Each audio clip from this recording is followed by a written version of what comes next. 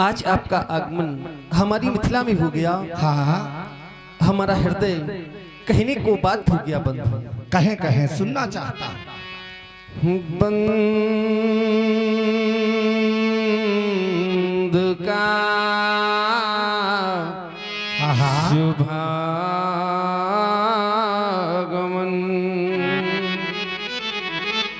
पाण का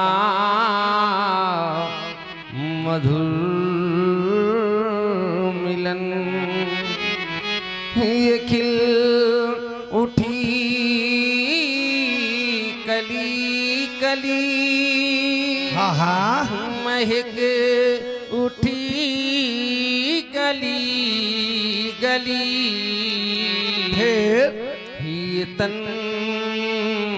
पुलक पुलक उठा और ये मन हुलस हुलस उठा। फिर क्या हुआ? पत निहारते रहे कैसे राह में किए नयन। वाह, बंधु का शुभागमन पाण का मधुर मिलन। इतना ही नहीं और आपका आगमन हुआ। हाँ। ये साज झन जना उठे ये राग गुनगुना उठे। क्या बात? चाह थी तुम गए स्वप्न रूप पा गए। आज इस धरा में है क्या है? तो सुतल से आगमन बंधु का शुभागमन बाण का मधुर मिलन। हमारा स्वागत स्वीकार करें बंधु। बंधु शीरध्वज, सुनी आपकी मधुरिम वाणी, प्रभावित हुआ, विचार करने लगा। व्यक्ति को यदि सरलता से ऊंचाई प्राप्त करनी हो, सरलता से, तो दो शब्दों पर विशेष ध्यान देना चाहिए। एक है विनम्रता और दूसरा है मधुरता।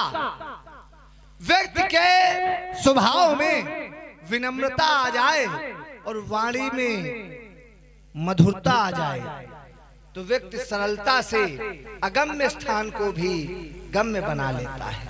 इसीलिए तो विद्वानों ने कहा है, कोयल काको देत है और कागा कासो ले, मीठे बचन सुनाए कै सबको ही हरि ले। ऐसी होती है ये वाणी। और विद्वानों ने कहा कि बात ही हाथी पाइए और बात ही हाथी, ये भी वाणी का ही महत्व होता है। तो ऐसी है आपकी अनुपम वाणी, वंदनीय, अनुकरणीय, ऐसा प्रतीत होता है जैसे मैया शारदा आज आपके कंठ में विराजमान हो गई हो। मैंने चिंतन किया तो विद्वानों के द्वारा रचित चंद पंक्तियां याद आई। मधुरिमा मधुरिमा गर कंठ में न होती तो शब्द विस्पान बन गया होता। वेदना गर हृदय में न होती तो हृदय पाषाण बन गया होता। वासना गर प्रेम में न होती, या यूं कह दूं, वासना गर प्रेम को न छलती तो प्रेम वरदान बन गया होता। और ये याचना अगर भक्त में न होती तो भक्त स्वयं भगवान बन गया होता। आप योगी हैं, योग की 8 विधाओं पर यम नियम आसन प्राणायाम प्रत्याहार ध्यान धारणा समाधि पर आपने अपना प्रभुत्व स्थापित कर रखा है। आपके विषय में कहा गया है, इन समान नहीं स्यु अवराधे, जोग भोग मह राख्यो कोई।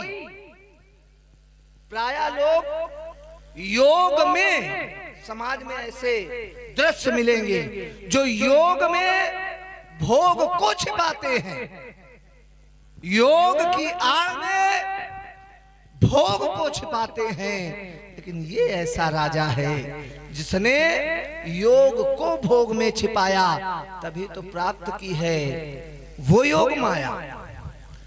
यज्ञ जीवन की सफल सत्कर्म आहुति यदि पड़ी है तो ऊर्ध्वगामी सत्व बनकर चेतना तम से लड़ी है। फिर हो गया जो भी समर्पित इस लोक मंगल वेदिका पर, तो भस्म उसके देह की हरे मस्तक पर चढ़ी है।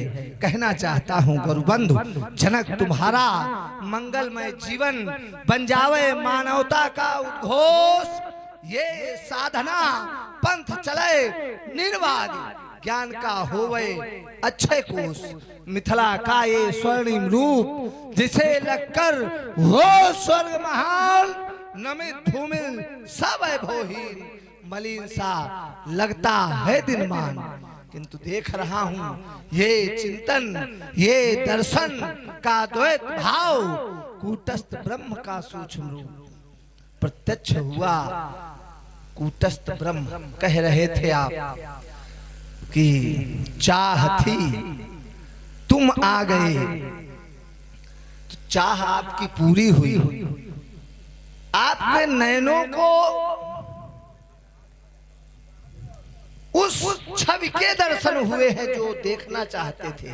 तभी तो कहा गया इन्हीं विलोकत अति अनुरागा। तो उस सुख को प्राप्त करने के बाद मुझे नहीं लगता कोई सुख कामना शेष हो जाए। आप देखें राज्य के अन्य कार्यभार, मेरी समस्त शुभकामनाएं आपके साथ साथ आसन पर विराजमान हुई।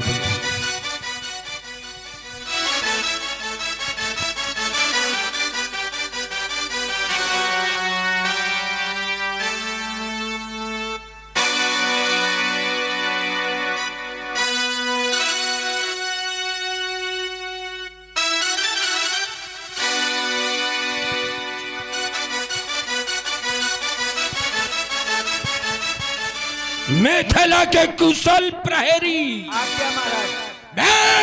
जाओ प्रहरी जनक संख्याई रंगवन में पली गयो।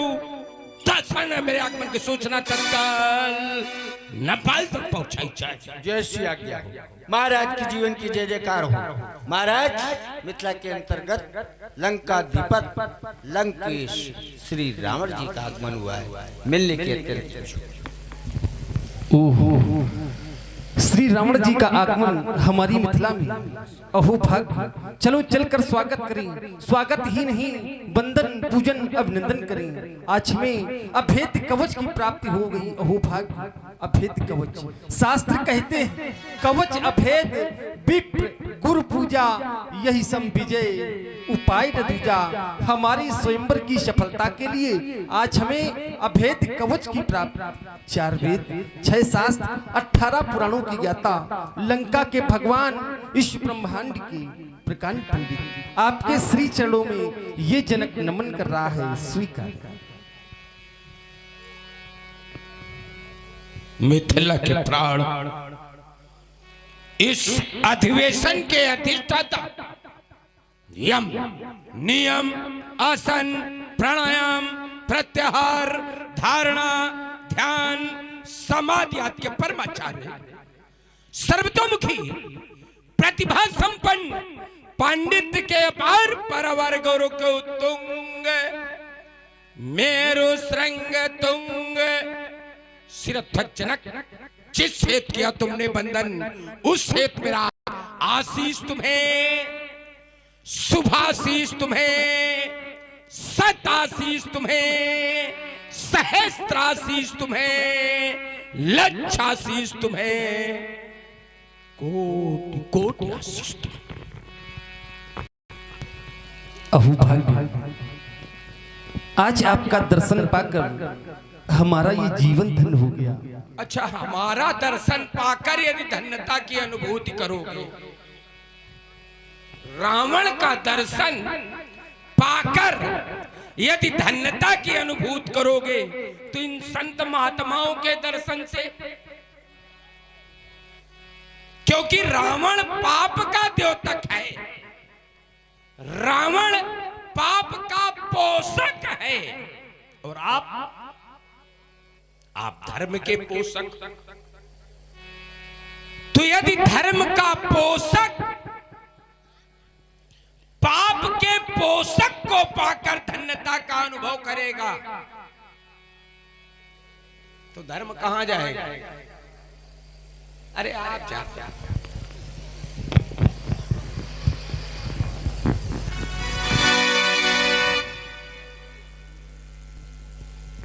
भगवान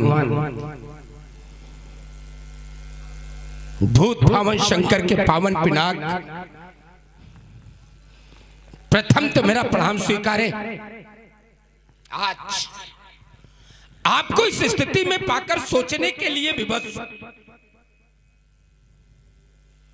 कितना स्वार्थी है समाज,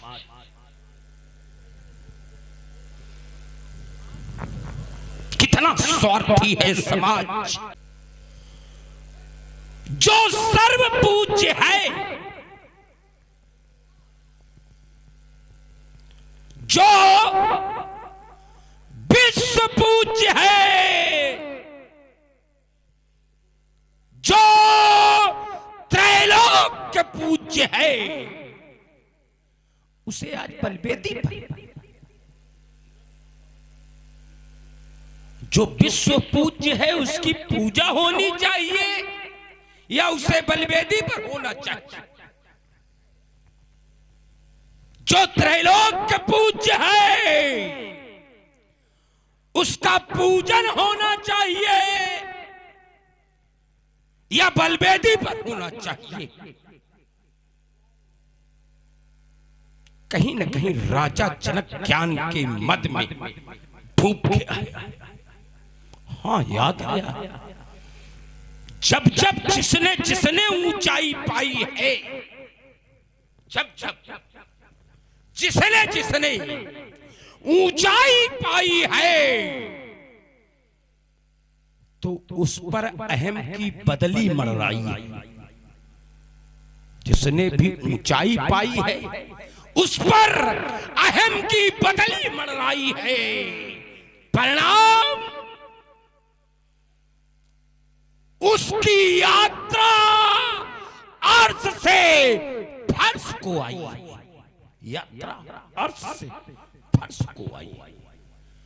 उदाहरण, सुरपत, त्रिशंकु, ययात, नहुस, जिसने जिसने भी ऊंचाई पाई, यात्रा अर्श से फर्श को आई।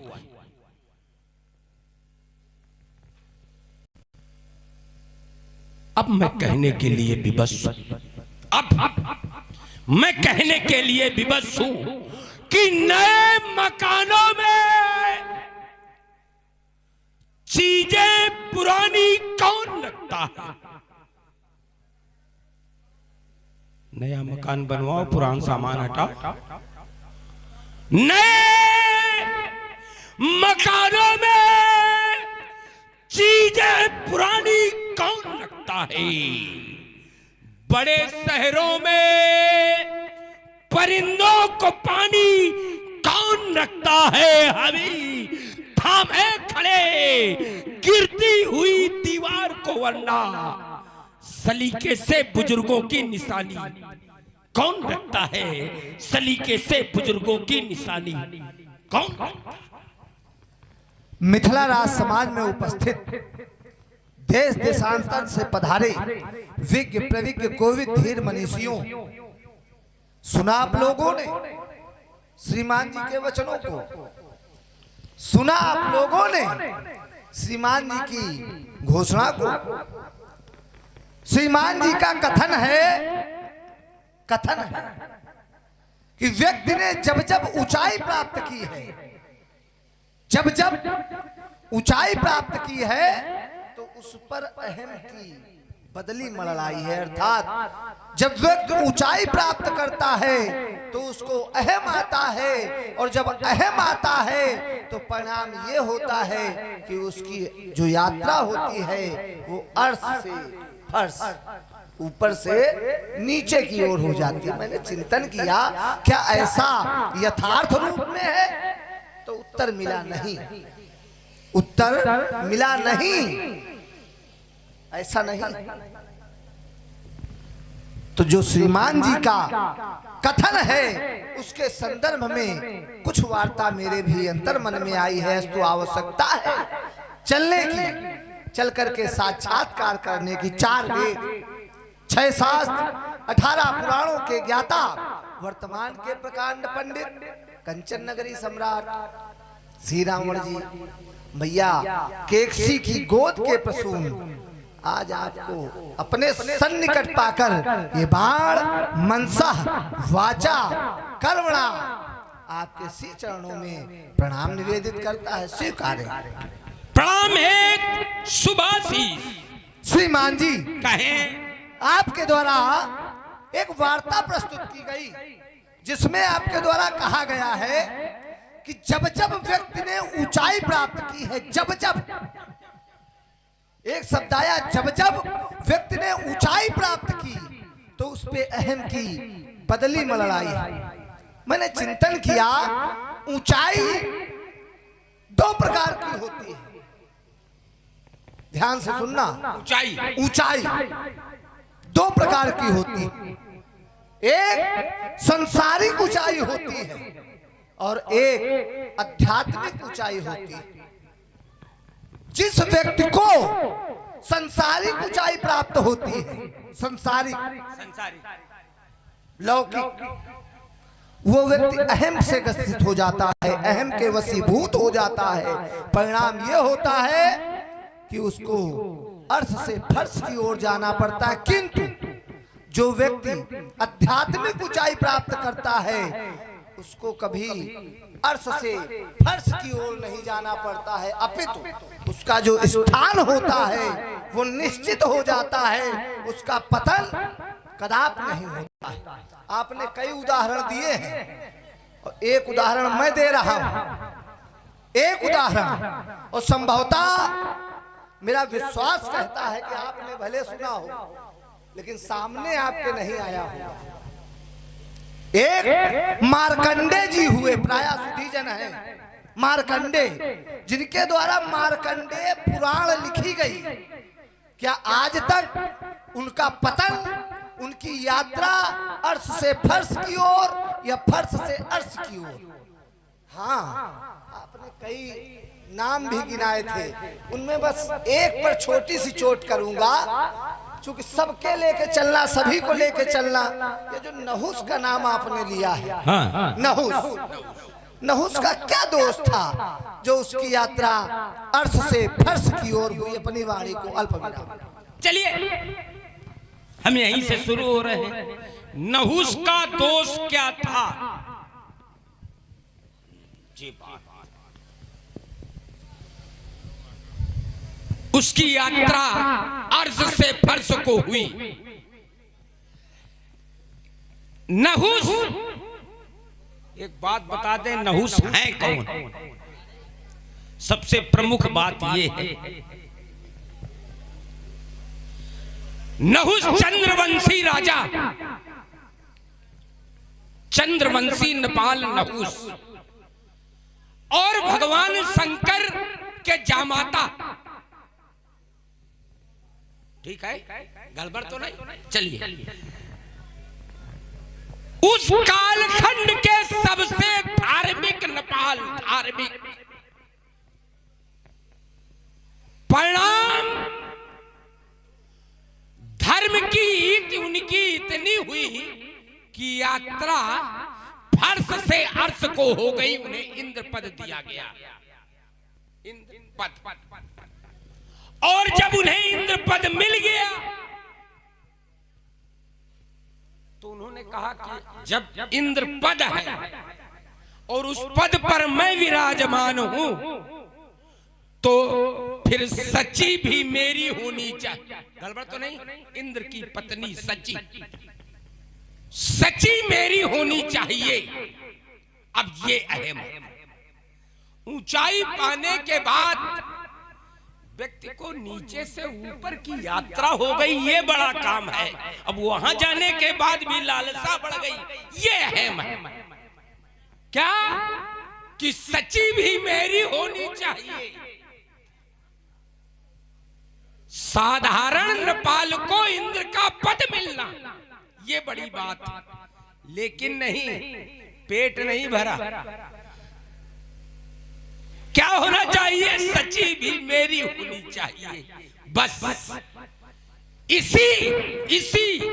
इसी सोच ने, यही से अहम, यही से लोभ, यही से मोह, यही से काम, क्रोध, मद, लोभ सब क्या है के पंथ सीधे ऊपर से अजगर बन के नीचे।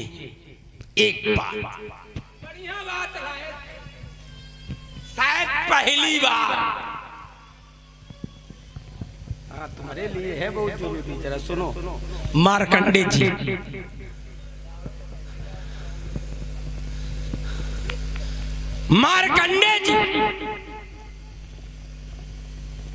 मार्कंडे जी की उम्र मात्र 5 वर्ष की मिली थी। गड़बड़ तो नहीं? इनके पिता के सतत प्रयास के बाद, ये काशी के विद्वान ब्राह्मण थे। गड़बड़ तो नहीं? चलिए, काशी के विद्वान ब्राह्मण द्वारा की गई भगवान शंकर की पूजा, और उस पूजा से प्रसन्न होकर के भगवान शंकर ने इन्हें बालक दिया। लेकिन उसकी उम्र मात्र, तुम्हारे कोख में या तुम्हारी भाग्य में बालक नहीं है, लेकिन तुमने मुझे प्रसन्न किया है, इसलिए तुम्हें 5 वर्ष का ये सुख देता हूं। प्रणाम। बालक बढ़ने लगे। पिता को पहले जितना सुख प्राप्त हुआ, जैसे जैसे उम्र बढ़ने लगी वैसे वैसे पिता की चिंता बढ़ने लगी कि ये तो कुछ दिन बाद।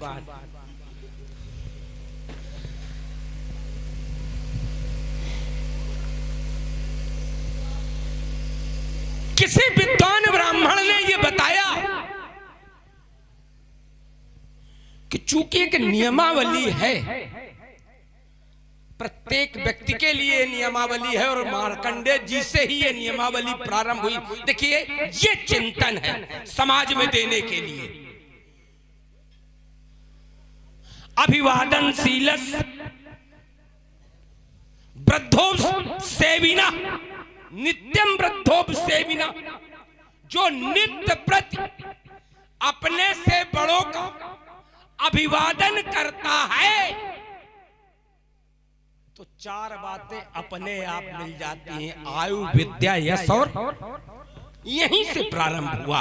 यही सिखाया गया मार्कंडेय जी को कि जो भी अपने से बड़ा दिखाई पड़े, विप्रवेशधारी हो, तुरंत दंडाकार। परिणाम स्वरूप सप्त ऋषियों के सामने दंडाकार, और सप्त ऋषियों ने कह दिया दीर्घायु भव। पिताजी हाथ जोड़ के खड़े हो गए कि ये तो 5 वर्ष की कुल आयु है, दीर्घायु कैसे हो? समस्या खड़ी हो गई। अब इसके आगे की यात्रा ये कि भगवान शंकर की कृपा से वो दीर्घायु गणित लगाई गई कि ये भगवान शंकर का 5 वर्ष, फिर जोड़े गए कि इतने के ये विष्णु के दिन, ये भगवान ब्रह्मा के दिन इस तरह से गणित लगाई गई और 5 वर्ष में मालूम कहां पहुंचा दिए गए। लेकिन अब देखिए, आप कह रहे हैं कि उनको पतन कहां हुआ, आज मैं वो पतन बता रहा हूं। ऐसा थोड़ा लगा कर टिप्पस निकल जाओगे, नया उदाहरण रखेंगे तो डगमगा जाएंगे। देखिए, मार्कंडे जी भी चिरंजीवी हुए। मार्कंडे जी चिरंजीवी, लेकिन नहीं लिखेंगे, यही पता नहीं लिखेंगे। कौन है साथ?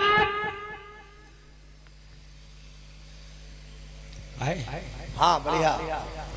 अस्वस्थामा बलिर्वासो हनुमान तथैवचा, ठीक है।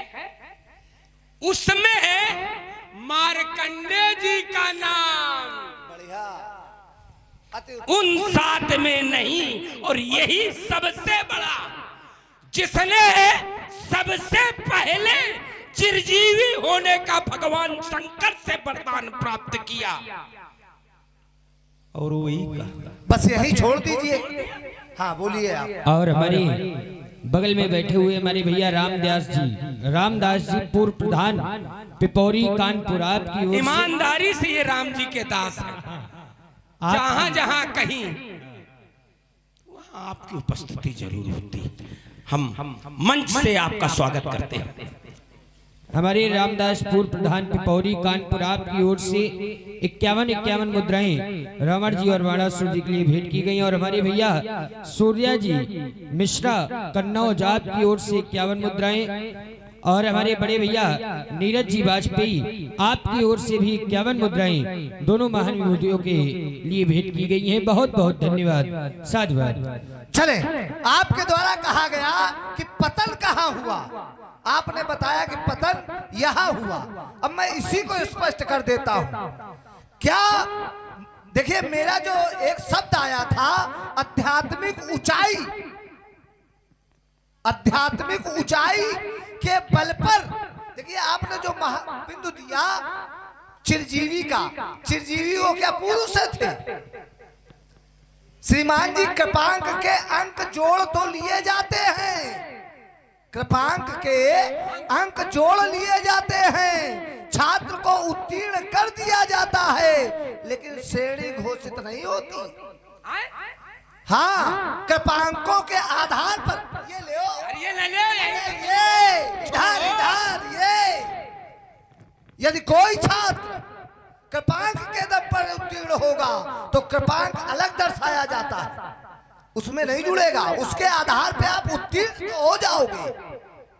मेरा जो बिंदु था प्रारंभिक, मार्कंडे जी की आयु केवल 5 वर्ष।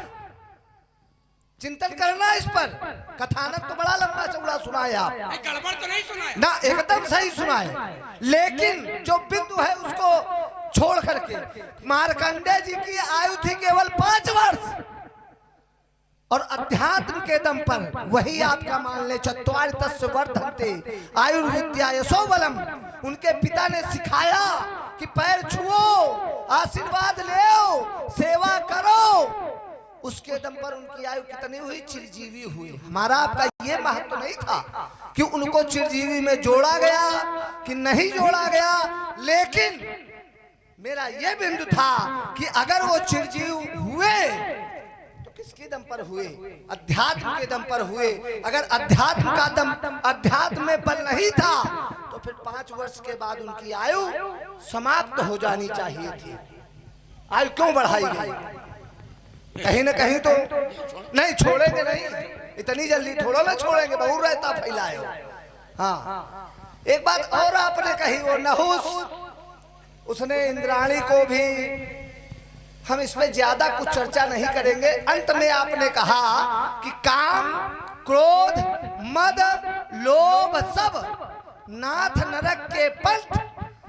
अगर नहुस को इंद्रलोक से नीचे ढकेल दिया गया, इंद्र के पद से च्युत कर दिया गया, तो एक व्यक्ति को और क्रोध आया, एक व्यक्ति को और काम आया, एक व्यक्ति को और मद आया, फिर उसको अवनत क्यों नहीं हुई?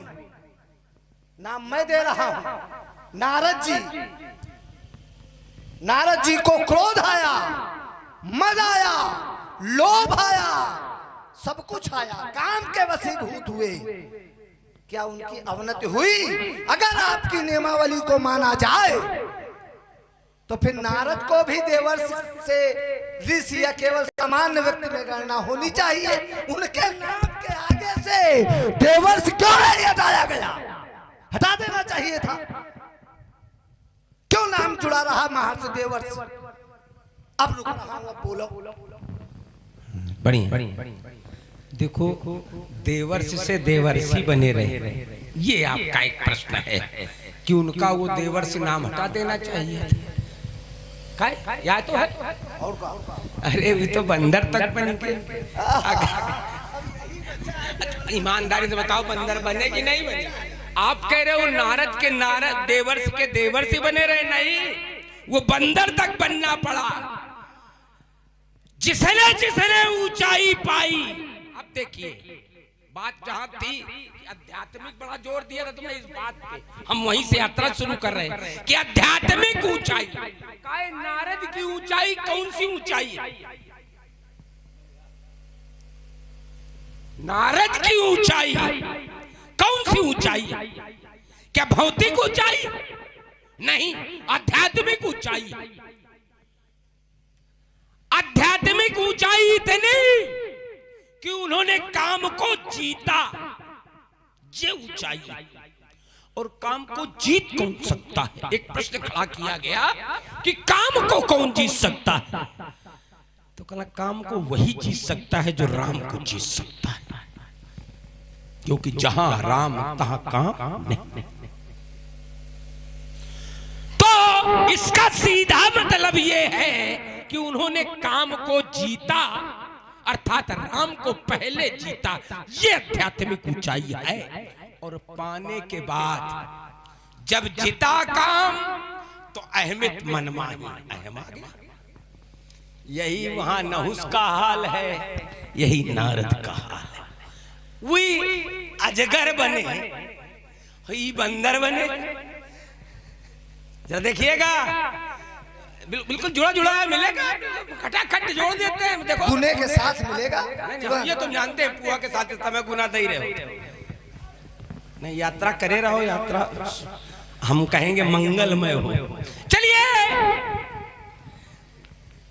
जब चिता काम अहमियत मन माही, अहम जागृत हो गया। अब अहम के बाद विश्वास भी डगमगा गया, क्योंकि भगवान शंकर ने जब उन्हें समझाया, इतना अहम चरम पर हो गया कि विश्वास भी डगमगा गया। भगवान शंकर ने कहा, बार बार बिनवो मुन तो ही जिम्या चरित सुनायो मोही, तिम जन हरि सुनायो कबहू, और चले प्रसंग तुरायो तबहू। विश्वास भी डगमगा गया। राम को जीतने वाले का विश्वास डगमगा गया, काम को जीतने वाले का परिणाम। अब अगर सीधे प्रश्न ये किया जाएगा तो फिर बंदर बने क्यों? अहम का प्रभाव बंदर बनना पड़ा। यद्यपि वो उनकी यात्रा नीचे को क्यों नहीं हुई। अब एक बात प्रमुख थी, नहीं बिल्कुल हम वहीं खड़े मिलेंगे, गड़बड़ थोड़ा ना। क्यों उनकी यात्रा नीचे को क्यों नहीं हुई? क्योंकि उन्होंने आधार नहीं छोड़ा। जैसे ये सब माया उनके द्वारा रची गई थी, उर अंकुरऊ गर्भ तरु भारी, सो डारी हो में बेग उखारी, क्योंकि प्रण हमार। हम कुछ न कहिए, तुम अपन कहो।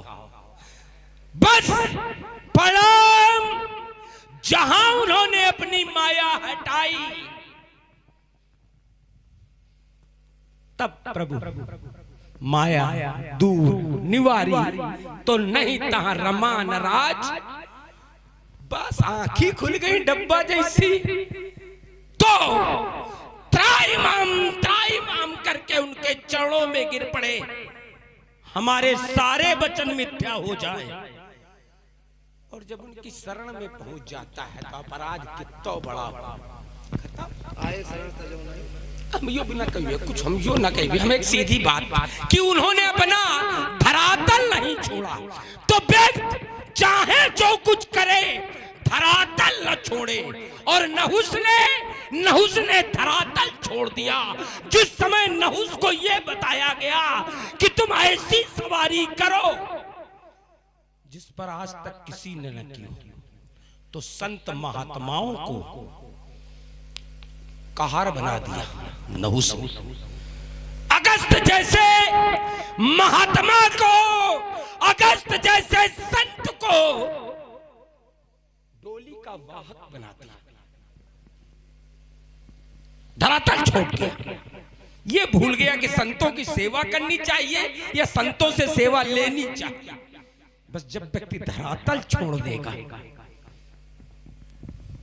अपराध कितना भी बड़ा हो जाए धरातल न छूटे तो मार्ग मिल जाएगा, लेकिन अगर धरातल छूट जाएगा तो चलिए बढ़िया सुंदर आपके द्वारा कहा गया अपराध चाहे जितना बड़ा हो जाए, इंद्र नहुस का अपराध केवल इतना था कि वो इंद्राणी को चाहता था अपना बनाना। नहीं, यहां तक कोई अपराध बड़ा नहीं। देखिए यही से जो मूल है यही से है। अगर ये न हुआ होता तो उसका इंद्र का पद छिना न होता, अजगर बना न होता। अब इस पे देखो नया चिंतन है एकदम, मेरा विश्वास कह रहा है नया। जो मूल है वो ये है कि नहुस चाहता था कि सची भी मेरी हो जाए, सची अर्थात इंद्राणी। ऐसा ही है ना? ठीक है, बढ़िया। अब एक बात हमें ये बताएं, जो पद है, पद कोई पद है, इंद्र भी पद है, बिल्कुल राजा का पद है। तो जो राजा के सेवक हैं, भी आप ये, हाँ चलिए, जो सेवक है, कार्यकर्ता है, सैनिक है, दासी है, दास है, ये सब किसके हैं? राजा के, राजा के, जो पद पर है। अब इंद्राणी किसकी है? जो पद पर है। तो फिर उसने अनुचित क्या किया था? अगर पद पर, अब देखिए जो तुम पूछ रहे हो कि फांस रहे हो, नहीं, अब आप चाहे जो समझ लो, उसने अनुचित क्या किया था? यदि पद वाले का अधिकार होता है तो नहुस उस समय इंद्र था, नहुस इंद्र था, और उसका ये अधिकार था कि इंद्राणी मेरी हो। तो उसने अनुचित क्या किया? जो मूल प्रारंभ है उसके पतन की, जो उसके साथ में षड्यंत्र किया गया नहुस के साथ, यही से प्रारंभ हुआ। क्यों? क्योंकि जिस समय उसने इंद्राणी पर अपना अधिकार करना, अधिकार अधिपत्य स्थापित करना चाहा, तो पुरंदर जो था ना इंद्र, वो रोने लगा, गिड़गिड़ाने लगा। वहीं से उसके साथ षड्यंत्र किया गया, उसको समझाया गया कि तुम ऐसा ऐसा करो, उनके ऊपर पालकी पे चढ़ाओ। क्यों? क्योंकि जानते थे विप्र रोष पावक सो जरई, जो त्रिशूल से भी न मारा मरे, काल के दंड से न मरे, वो ब्राह्मणों के रोष से मर जाता। यही हुआ था श्रीमान जी, भूल गए? ये नहीं प्रताप भान के साथ। आपसे तो भूलने वाले हो नहीं, आपको तो याद हो गई होगी, आप दिलाओ पड़ी। एक बात, दूसरी आपने कहा नारद जी, देखिए एक बात आपने अच्छी कही कि उन्होंने अपने मूल को नहीं छोड़ा। मूल है भगवान शंकर, भगवान विष्णु, या आराध्य जो भी है आपका, जो श्रेष्ठ है, जो स्वामी है, यदि उसकी शरण में आप हैं तो हर प्रकार से आपका कल्याण होगा। क्यों? पन हमार सेवक हितकारी, ये वही कहते हैं। लेकिन इसमें भी एक थोड़ी गड़बड़ी है। आपने कहा कि बंदर, क्या किसी ने जाना कि बंदर? हाँ, तहां रहे दुई रुद्रगण छोड़ करके, किसी ने भी अगर जाना हो नारद जी को। अब चलिए दो तुमने बता दिए, हाँ तो हमने बताया बात। हाँ अगर दो के बाद तीसरा न जानती, तीसरी न जानती तो वर्ण कर लेती। बात यही हो। अरे श्रीमान जी देखो, बस यही छोटी सी बात आपने लगाई है, अनुमोदन भी हुआ। क्या उसने नारद को बानर रूप में देखा? पुन पुन मुन उड़सई कुलाही, देख दशा हरगन मुस्काही। किस वेश में देखा है? हरगन मुस्काही बंदर वेश में। हरगन मुस्काही बंदर। और राजकुमारी ने किस वेश में देखा? राजकुमारी ने अगर उस स्वरूप में देखा होता तो वर्ण कर लेती, लेकिन उसने वर्ण नहीं किया। चलिए ये विषय नहीं है, विषय हमारा वो बंदर बने कि नहीं। दो लोगों ने देखा, दो लोगों ने देखा, अर्थात समाज के प्रतिष्ठित दो लोगों ने उन्हें बंदर के रूप में देखा। चलिए हम तुम्हारी बात मान के यात्रा कर रहे हैं, तो अब इससे बड़ा पतन क्या हो सकता है कि जो नारद दिन भर राम चर्चा करता हो, वो नारद उनके लिए कह रहा भले घरे तय बायन दीना और पावऊ के फल आपन कीना, करम सुबह शुभ तुम्हें न बाधा, अब लग तुम्हें न काहू साधा। चलिए अब लग तुम्हें न काहू साधा, बस यही से ले लो। नहीं हाँ तो छोड़ो बहाओ। जो महत्वपूर्ण बात रखी थी, जो ऐसी बात थी जो कम से कम समाज में जाए तो मालूम तो पड़े कि क्या हुआ था। भरपूर जाना चाहिए, क्योंकि ये बात बड़ी महत्वपूर्ण लेकर के खड़ी की थी कि फिर उसका अपराध क्या था न उसका। जब वो इंद्रपद पर है तो सारे सैनिक जितने भी राज्य परिवार के सदस्य हैं सब उसके अधीनस्थ हैं। तो इंद्राणी अधीनस्थ क्यों नहीं? क्योंकि इनको जो कार्यभार मिला था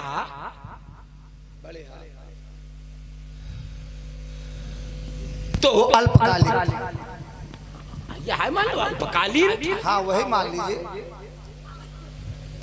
या अस्थायी था। अस्थायी ये शब्द उपयुक्त। इनका जो कार्यभार था वो अस्थायी था, स्थायी नहीं था। इसलिए इंद्राणी उन्हें नहीं दी जा सकती थी, क्योंकि अब जरा देखिए इसमें एक बढ़िया मौलिक चिंतन दे रहे हैं। इंद्र की आयु क्या है? 72 चतुर्युग, साधुवाद 72 कुछ चतुर्युग, साधुवाद, धन्यवाद। इसलिए हमें अच्छे लगते हो। हाथ में खंजर नहीं, आंखों में पानी चाहिए। बाबा मुझे दुश्मन भी खानदानी चाहिए, ये होना चाहिए। 72 चतुर्युग अर्थात हिंद तो करो यात्रा, हम आज तुम्हारे मारे पाठ कर रहे हैं।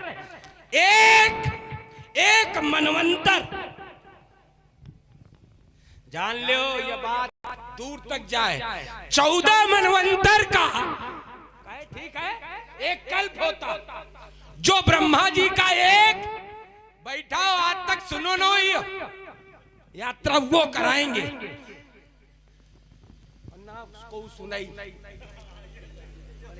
इतनी तो हिम्मत ही नहीं कि हिंद तक यात्रा करा। तो एक कल्प में 14 मनवंतर होते हैं और एक मनवंतर का स्वामी एक इंद्र होता है, उसकी आयु एक मनवंतर की होती है। इस मनवंतर में पुरंदर ठीक है, आगामी मनवंतर में तुम्हारे पिताश्री होंगे। इस समय पुरंदर, हाँ तो सही यात्रा करने परेशान हो। देखिए अब तो चूंकि इसके लिए वो पद निर्धारित है, किसके लिए? पुरंदर के लिए।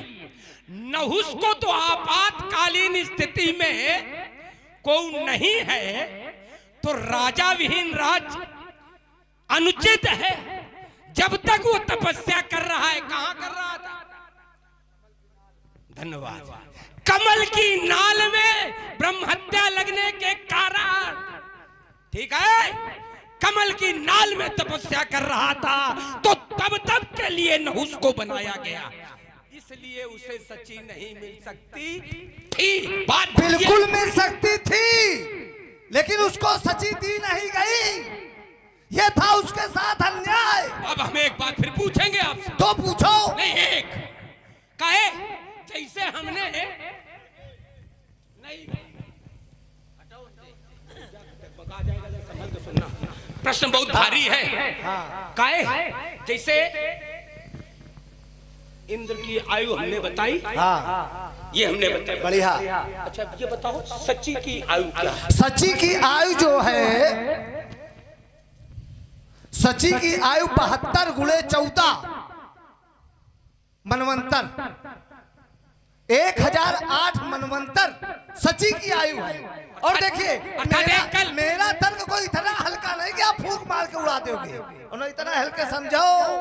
हाँ, शिवालय के हैं, ये याद रखो। हाँ नहीं, ये तो हम जानते हैं। देखिए मेरा, तुम विजय के अखाड़े के। हाँ बाबा शिव, मेरे शिव, हाँ मैं दोनों सभी अखाड़ों का हूँ, इसलिए घाट घाट का पानी पिए हूँ। हाँ, क्योंकि मैं पाताल लोक से आया हूँ। चलिए देखिए मेरा, मैं सची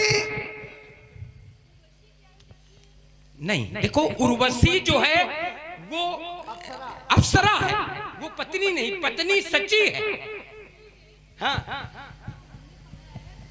शाबाश बेटा। आज तब या भी हम इस भूमि को कह बस सकते हो हैं। गया, हो गया। नहीं, हम कुछ और कहने जा रहे हैं। अब हम इस भूमि को कह सकते हैं ये वही भूमि है जहां पूर्ण नरनार सुभग सुसंता धर्मशील ज्ञानी गुणवंता। पहले तुम तुमको नमन करते हैं।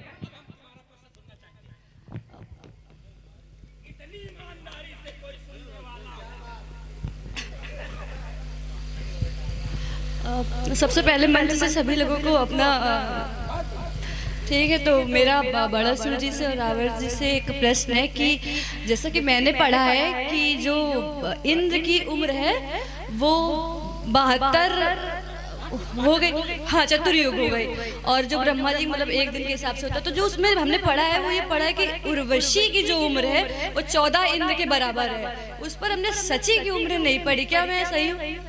तुम बिल्कुल सही हो, ये बिल्कुल सही है। बैठ जाओ, मैं दोनों बातों का उत्तर कर रहा हूं। उर्वशी साधुवाद कम से कम पढ़ा तो बिटिया,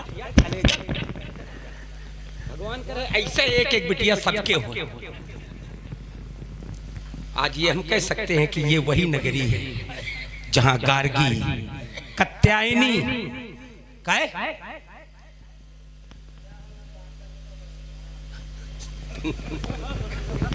चलिए यात्रा, ये बिल्कुल सही है। उर्वशी वहां की अप्सरा थी, उस अप्सरा की आयु भी उतनी थी जितनी सची की थी। इसलिए तुमने उर्वशी की आयु तो पढ़ ली, सची की भी आयु उतनी थी जितनी उस अप्सरा। वहां दो अप्सराएं और थी जिनकी उम्र भी उतनी थी जितनी सची की थी। यही विशेषता थी, और इसीलिए, केवल इसीलिए, चलिए अब इसलिए उसे सची नहीं दी जा सकती थी। चलिए, बड़ी सुंदर सी बात है। साधुवाद बिटिया के लिए और धन्यवाद आपके लिए कि सही बात को जब जोड़ के अच्छे तरीके से परोसा जाता है तो आनंद आता है।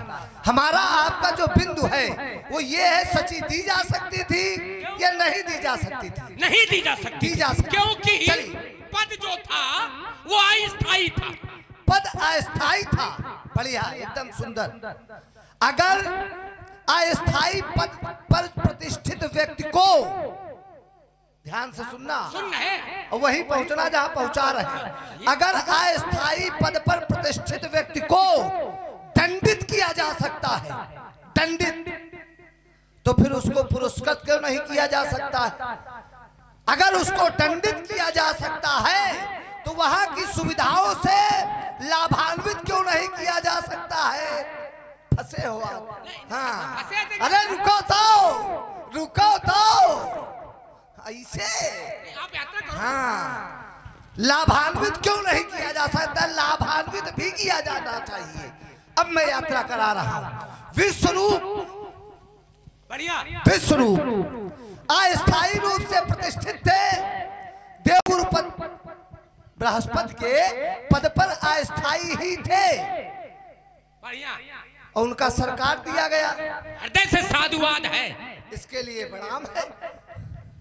तो जब उनका सरकार दिया गया तो फिर इंद्र को, या हम नहुस जो उस समय का इंद्र है, उसको उस पद से जो लाभ मिलने चाहिए उनसे लाभान्वित क्यों नहीं किया गया? या उसके साथ भेदभाव किया गया, या उसके साथ अनुचित किया गया जो नहीं होना चाहिए था, जो नहीं होना। एक बात और जोड़ रहा हूं, एक बात सची के द्वारा स्वयं कहा जा रहा है, और कहा जा रहा है ये मैं बताऊंगा। मार्कंडेय पुराण में स्पष्ट सची के द्वारा कहा गया है कि मैं 14 इंद्रों का भोग करती हूं, उसके बाद मेरी मृत्यु होती है। मैं 14 इंद्रों का भोग करती हूं, और इंद्र 72 चतुर्युगों तक एक इंद्र रहता है, उसके बाद दूसरा इंद्र आ जाता है। जब दूसरा इंद्र आता है तो फिर वही सची, वही उस इंद्र के साथ रहती है, तो नहुस के भी साथ रहना चाहिए था। यह अनुचित हुआ नहुस के साथ। अब फिर रुका मैं। तुम बोल लो, हम जानते हैं बड़े बड़े भूल जाएंगे, आज सब कुछ भूलेंगे। और हमारे भैया नीरज वाजपेयी जी, आपकी ओर से 50-50 मुद्राएं दोनों महान विभूतियों के चरणों में भेंट की गई। बहुत बहुत धन्यवाद, साधुवाद। देखिए, ये बिल्कुल सही है कि विश्वरूप का शीश काटा गया, लेकिन ईमानदारी से विश्वरूप को अपराध के कारण शीश नहीं काटा गया। जानते हो क्यों काटा गया? तुम ये न समझना किसी दंड के, केवल इंद्र ने जब ये देखा कि जिस तरह से अश्वनी कुमारों को सोमरस का अधिकारी बना दिया गया च्यवन द्वारा, देखा, यात्रा तो हम जानते हैं कि यात्रा तो हम कराएंगे और स्वीकार करने के लिए विवश करेंगे। हम हुई वाली देखो मजबूत लाके खड़ी कर रहे हैं कि च्यवन द्वारा शनि कुमारों को सोमरस का अधिकारी बनाया गया। इंद्र प्रयास करता रहा कि इन्हें सोमरस का अधिकारी न बनाया जाए, लेकिन इंद्र की एको नहीं चली, सोमरस के अधिकारी अश्वनी कुमार हो। अब देखिए, इंद्र ने जब देखा कि विश्वरूप पहले देवताओं को, पितरों को और दैत्यों को, जबकि हब के अधिकारी देवता और कब के अधिकारी पितर, ठीक है, हब के अधिकारी देवता और कब के अधिकारी पितर, तो फिर दैत्यों को देना नहीं चाहिए। लेकिन उन्होंने देखा कि ये ब्राह्मण है, कब किसको कहां अधिकारी बना दे, तो ये हब में इन दैत्यों को भी अधिकार दिला देंगे अगर इनकी हत्या न की गई, क्योंकि इनकी मां का आदेश है और मां का आदेश बिना माने ये मानेंगे नहीं। परिणाम स्वरूप विश्वरूप का शीश काट दिया गया। ये एक समस्या का हल था। इंद्र के सामने कोई विकल्प नहीं बचा था।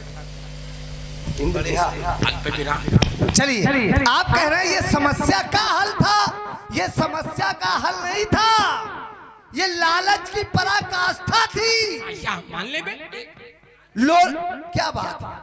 इसके लिए पुनः साधुवाद। लालची देखिए यही हम आपसे कहलवाना चाहते थे। यो तो लालची के लिए तो यहाँ कुत्ता तक कहा गया है। रुको, बस रुक जाओ। सूख हाड़ ले भाग सट, हमने कुछ कही नहीं। बस यही रुको। मैं यही आपसे कहलवाना चाहता था, जैसे पराकाष्ठा यहाँ हुई, यहाँ विश्वरूप के साथ, विश्वरूप के साथ में जो कृत्य हुआ, वहां भी लोलुपता की पराकाष्ठा हुई कि कहीं हमारा भाग दैत्यों को न दे दिया जाए। वैसे ही पराकाष्ठा वहां हुई कि कहीं ऐसा ना हो कि यदि और अधिक दिनों तक ये नहुस रुका रहा तो हमारी सची भी इसको दे दी जाए। यही मैं कहलाना चाहता था। लोलुपता के कारण ही नहुस के साथ अनुचित किया गया। भाई ये तो गड़बड़। भाई रुके, यही छोड़ो। देखो चूंकि जब नियमावली में बंधी हुई है सच्ची क्या 14 इंद्र, तो 15वां कैसे बीच में फाट पड़े? तो क्या 14 हो गए थे? क्या 14 उस समय हो गए थे?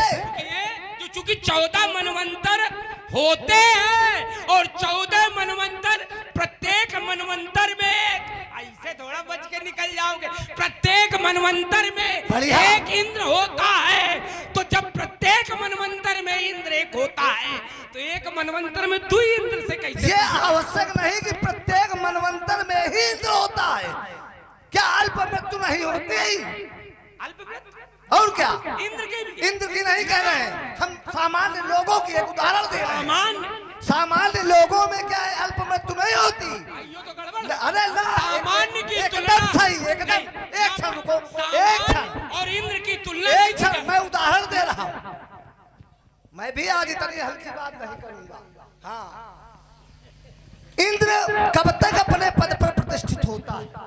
इंद्र का जो पद होता है वो कब तक रहता है? क्या ये आवश्यक है? ना। यदि आपके जो पुण्य है, इंद्र का पद कैसे प्राप्त होता है? पुण्यों के दम पर। यदि आपके पुण्य क्षय हो जाएंगे तब भी आप इंद्र पद पर रुके रहोगे उस मनवंतर तक। और इसी कारण से जिस समय, मैं एक उदाहरण दे रहा हूं कि जिस समय मैया ख्याति ने हाथ में जल ले लिया, ऐसे थोड़ा ना बात बोल आएंगे जो वजनदार हो। केवल और कोई दूसरा मार्ग नहीं है, आप भी वहीं से निकलना पड़ेगा जो मार्ग मैंने खोला है आपके लिए। क्या मैया ख्याति ने, ख्याति माने विष्णु की, लक्ष्मी जी की माता, भृगुपत्नी। देखो ढूंढी हम कहा था, बहुत होशियारी से रहा।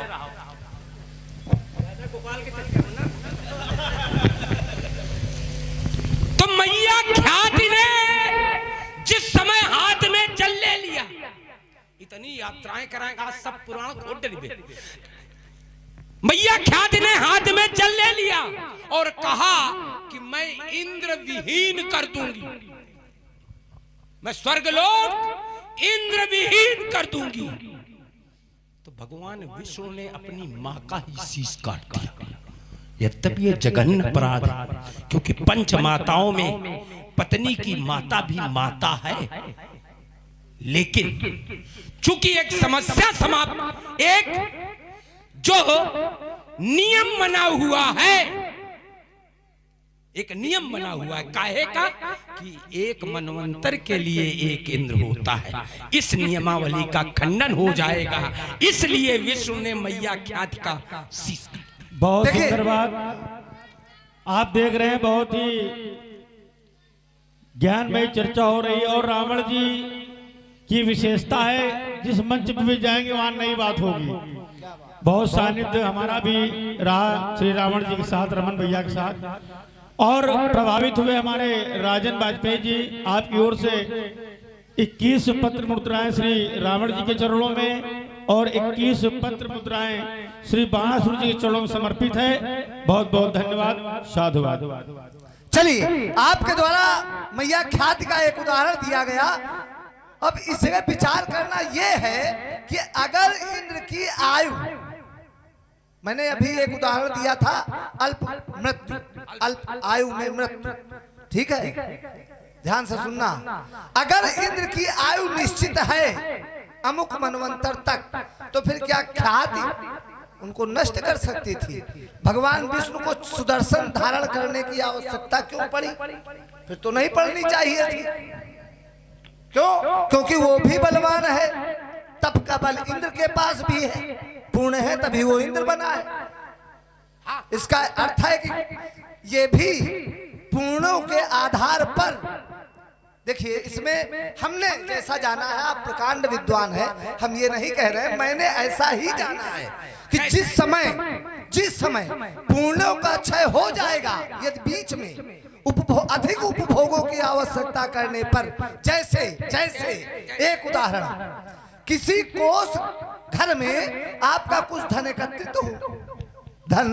एकत्रित हो, उसमें आप धन को पुनः न एकत्रित करें, धन का संयोजन ना करें और केवल निकालते रहे, तो एक न एक दिन तो अवश्य खत्म होगा। ये आवश्यक नहीं है कि अमुक तिथि तक वो धन चलेगा ही, जिस दिन खत्म हो जाएगा उस दिन दूसरे कोष की आवश्यकता पड़ेगी।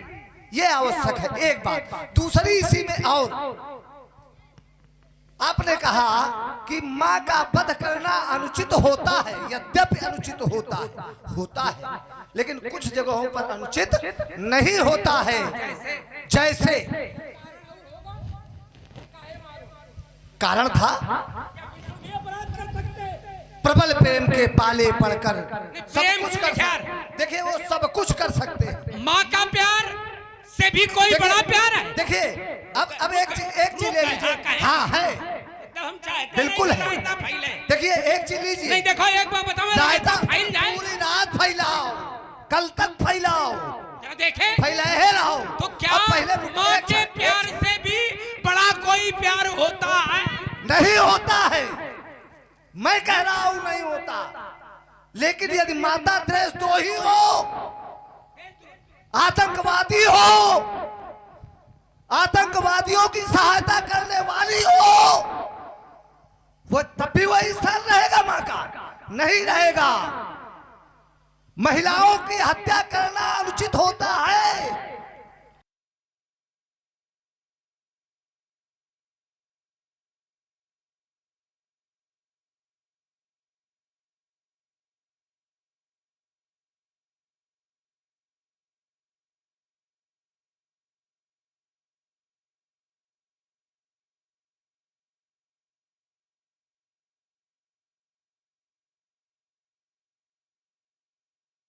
वाली हो तो माँ का भी वध कर देना चाहिए। पति के एक और शब्द आ गया, पति के विपरीत चलने वाली हो तो ऐसी माँ का भी वध कर देना चाहिए। ग्रंथ कहते हैं परशुराम मारी मात, फिर क्यों नहीं मारना चाहिए था? चलिए देखिए जरा, मैंने कहा था माँ से भी बड़ा कोई प्यार होता है क्या?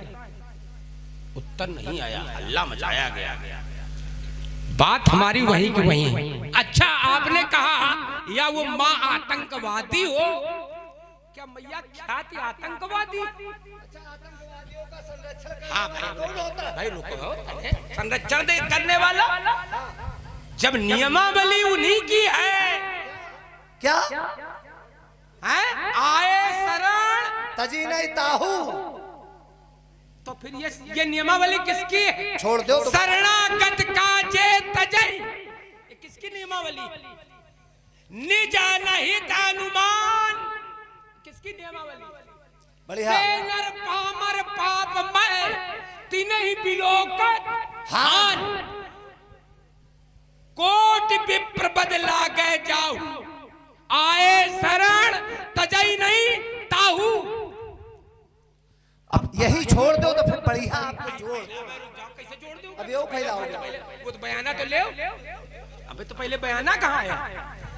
जिस यही बात के पैसे ले धन यही मारे जाने जाते हैं, रायते फैला में तो पैसे। तो देखिए जिस समय मैया के शरण में दैत्य आए तो मैया ने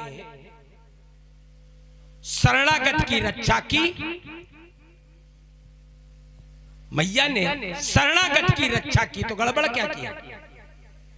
बढ़िया, इसी में ले लो। आपके द्वारा कहा गया शरणागत को जे तजई हित अनहित अनुमान। बड़ा सुंदर आपने सिद्धांत पढ़ा।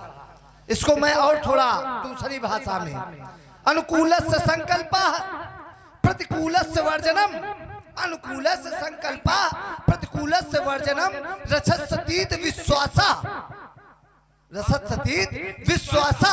ये जो शब्द विश्वास गोतम वर्णम वो छोड़ो, बस यही से हमारी आपकी यात्रा है एक शब्द पर। ये जो शब्द विश्वासा है ये क्या है? ये बात पहले तो ये विश्वासा खोला है जो हो रचिष्यतीत विश्वासा। अरे रचिष्यतीत विश्वासा। अरे हम और क्या कह रहे हैं, और हम कह क्या रहे हैं? पहले पूरी बात तो कही। अरे हम समझ रहे हैं पूरी बात। नहीं, हाँ, रचिष्यतीत हाँ, रचिष्यतीत विश्वासा, वो मेरी रक्षा करेगा।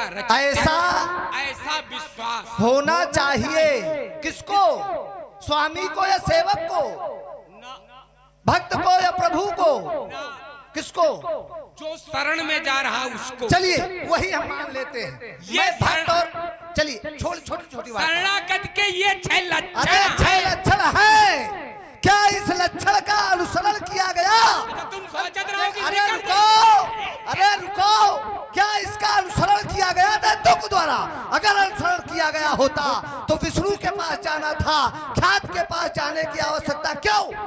न भाई रुक जाओ, चूंकि तुम्हारे गुरुदेव भगवान शुक्राचार्य काओ कैसे रहे।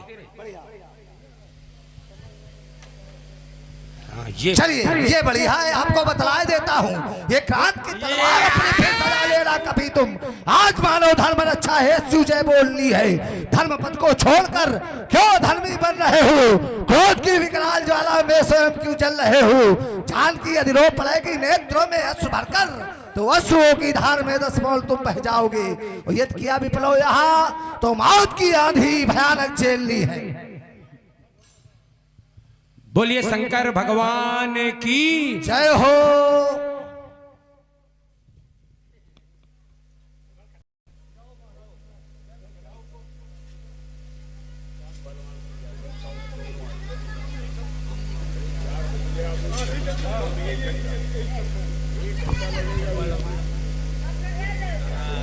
और हमारे भैया बलवान सिंह जी यादव टॉस चराहा आपकी ओर से 20-20 मुद्राएं रावण बाणासुर के लिए भेंट की गई। धन्यवाद।